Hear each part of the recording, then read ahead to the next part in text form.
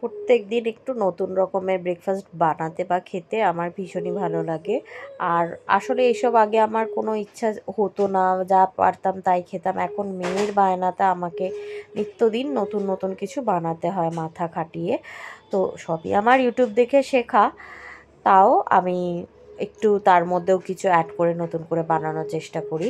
তো চলো বেশি কথা না বলে দেখে নেওয়া যাক। এখানে আমি নিয়ে নিয়েছি হচ্ছে সুজি, আর সবই আন্দাজ করে নিচ্ছি। আর সুজি যতটা নিয়েছি তার ডবল নেব চালের আটা, দিয়ে দেব নুন, আর পছন্দের সবজি কিছু অ্যাড করব। আগে সুজির সাথে চালের আটাটা ভালো করে মিশিয়ে নেব, সাথে একটু একটু জল দিয়ে দিয়ে পাতলা করতে হবে। আর স্কুল থেকে বলেছিল আর কি ওদের অরেঞ্জ আর গ্রিনের মধ্যে কিছু ড্রেসও পরে আসতে আর খাবারও দিতে, তো সেইটাই কথা মাথায় রেখে আমি এটা বানিয়েছিলাম। সে কথা মাথায় রেখে বানাতে হয়। একটু একটু করে জল দিচ্ছি। তো বাড়িতে ক্যাপসিকাম ছিল, ওটা গ্রিন কালার, লঙ্কা দিলে ঝাল লাগবে, তো গাজর আর ক্যাপসিকাম আমি এতে অ্যাড করব। কিছুক্ষণ আগে সুজির সাথে আটাটা গুলে রেখে দিতে হবে, ওটা নিজের মতো ভিজবে। তো ততক্ষণ চলো দেখে নেওয়া যাক চাটনিটা কী করে বানাই। এখানে আমি নারকেল, বাদাম আর ধনেপাতা, কাঁচা লঙ্কা দিলাম, একটু আদা দিলাম, আর দিয়ে দেবো হচ্ছে রোস্টেড চানা।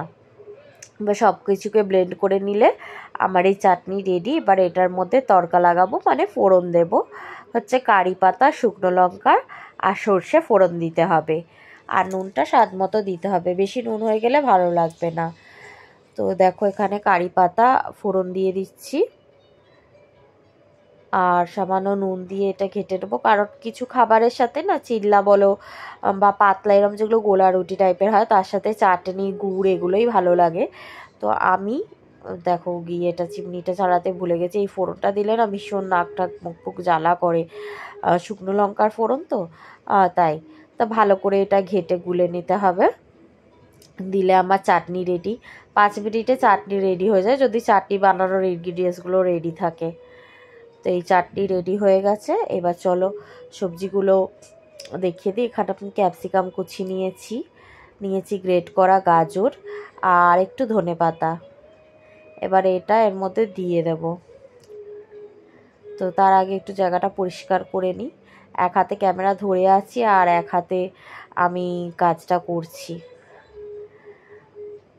আমার চারিদিকে একটু কাপড় চোপড় রাখি, মানে যেখানে যেটা নোংরা হয় একটু পরিষ্কার করে নিতে হয়।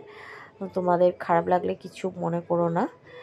চলো সবজিগুলো দিয়ে আর একটু নুন অ্যাড করব, কারণ সবজির জন্য একটু নুন লাগবে। ওটা তো প্রথমে দিয়েছিলাম হচ্ছে সুজি আর আটাটার জন্য।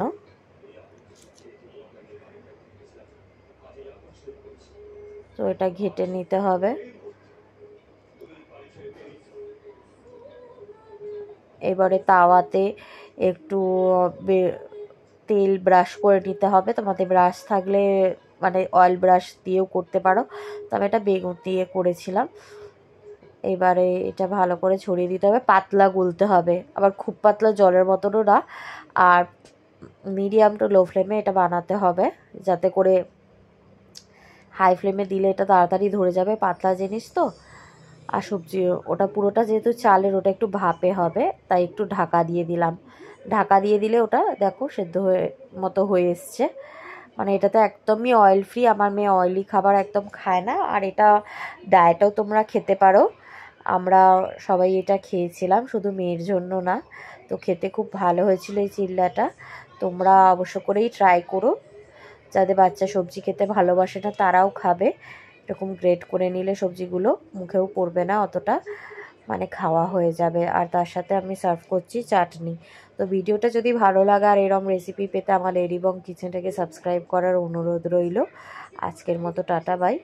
চলো আবার দেখা হবে খুব শিগগিরই, নেক্সট ভিডিও নিয়ে আসছি।